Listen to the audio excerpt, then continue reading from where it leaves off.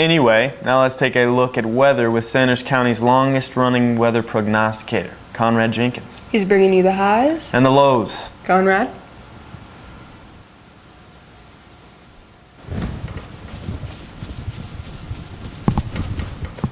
Hello, I'm Conrad Jenkins, and this is your look at next week weather for next week. Monday, cloudy, 20 the high, 9 the low. Tuesday, some afternoon sun, 33 the high, 25 the low. Wednesday, some scattered flurries, 36 the high, 26 the low. Thursday, partly cloudy, 34 the high, 25 the low. Friday, sunny, 37 the high, 28 the low. Saturday, mostly sunny, 38 the high, 27 the low. Sunday, snow showers, 33 the high, and 26 the low. I'm Conrad Jenkins, and that is your look at next week weather for next week.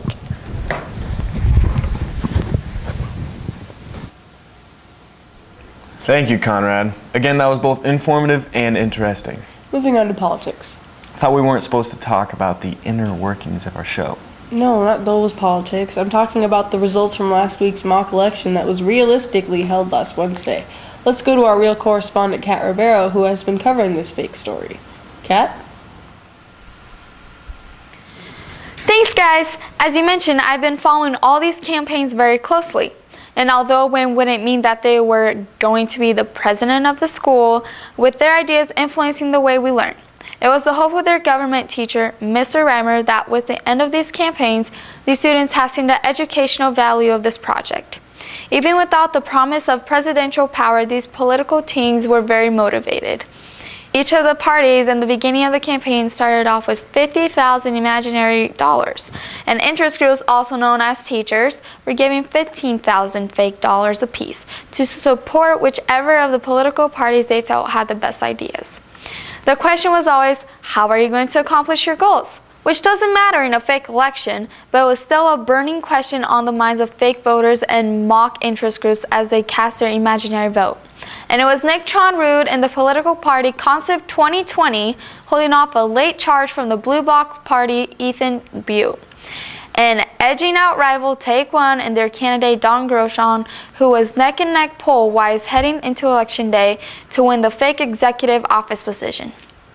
In one of the closest elections in recent imaginary memory, Tronrud won both the overall vote as well as the Electoral College. Heading into Election Day, polls indicate a tight race between Take One's Dalton Groshon and Concept 2020 Nick Tronrud, with Ethan Bew and the Blue Boxers clearly lagging behind. However, a late campaign pushed by Blue Box, not to be confused with Red Box, the popular video rental kiosk that is full of scratched DVDs, made the race extremely close, with Tronrud eventually being declared the winner. Tronrud in 2020 took 3 states for a total of 75 electoral votes. Take One and Dalton Groshon took 2 states for a total of 62 electoral votes. Ethan Bew and Blue Box came out victorious in 1 state, tallying 16 electoral votes. In the words of Concept 2020 campaign manager Kendra Swanson, the people have spoken, which in a fake election is all that really matters. I'm Kat, back to you. Thanks, Kat, and congratulations to fake President Nick Tronrud. Isn't Nick and the Concept 2020 party the group that we exposed as paying off teachers, i.e. interest groups, for their fake money and votes? How unpatriotic of you. You should be ashamed. How could you accuse our fake president of any wrongdoing so soon after his landslide election? Wait a minute, aren't you friends with pretty much everyone in the 2020 Concept party? That's neither here nor there, Bree. What's that? Take her down? Wait till after the show. Wait till after. Stop talking. They can hear me talking right now. Stop repeating you? What? Stop. Anyway, Now let's go to our reporter Noah Bronner, who visited with the actors from last month's high school play. Noah? Hi, I'm Noah Bronner, and this week I went to talk to the stars of the Thompson Falls High School play Dress Rehearsal for Murder as they got together one last time for their cast party. I asked them to describe their experience in one word. This is what they had to say. Good stuff. Slightly deceptive. The play was really fun. It was a great. One word. Fine. One word. Awesome.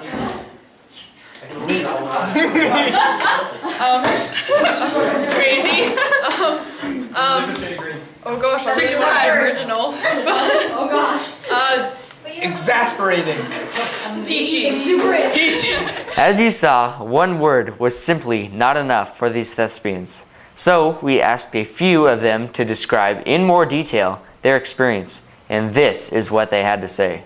The play was a really great experience to get to know some people better, be able to get relationships with more people, become friends, and it was really a lot of fun. It was a great time to really expose your dramatic side.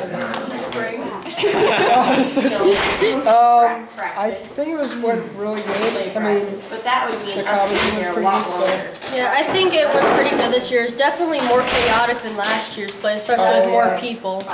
But some of like the backstage conversations, you really got to know people a lot better than if you just pass them in the hallway. Yeah. So it was way better than last year's, I think. Clearly, a fun experience for all involved. I'm Noah Bronner, back to you. Thank you, Noah, and congratulations to the cast for a great run of performances. Moving on, let's take a look at what next week holds in store for our area schools. Thanks guys, I'm Dan, and let's take a look at what's happening in the Thompson Falls schools this short week. Monday is going to start out to be a great day for those lucky little elementary kids because their breakfast is yogurt, scones, and fruit. Lunch for all is nachos, applesauce, and a brownie. Also on Monday, there will be a smoke-free meeting at 2:30 and a school board meeting at 7. Tuesday, breakfast is French toast, ham, and juice. Lunch is chicken patty sandwich, tater tots, pineapples, and the salad bar that we all love. There's also an Upward Bound meeting at lunch in the ALC, and the Navy representative will be there as well. On to Wednesday, breakfast is cereal, muffins, and fruit. Lunch for all is pork, gravy, mashed potatoes, corn, rolls, and peaches. Wednesday will also be the day for the plan test for the sophomores. That will be running from first period through fourth period. Thursday, breakfast is cinnamon, French toast, sausage, and fruit. Lunch is chicken noodle soup, rolls, veggies, and mandarin oranges. There will also be a student council executive board meeting during lunch in room 3. Friday, there's no school for the students. Those lucky teachers get to come in for the staff development day. I'm sure they will have a blast. And don't forget, Saturday brings the ACTs to Thompson Falls High School at 8 a.m. That's it for me. Back to you. Excellent. Yes, quite.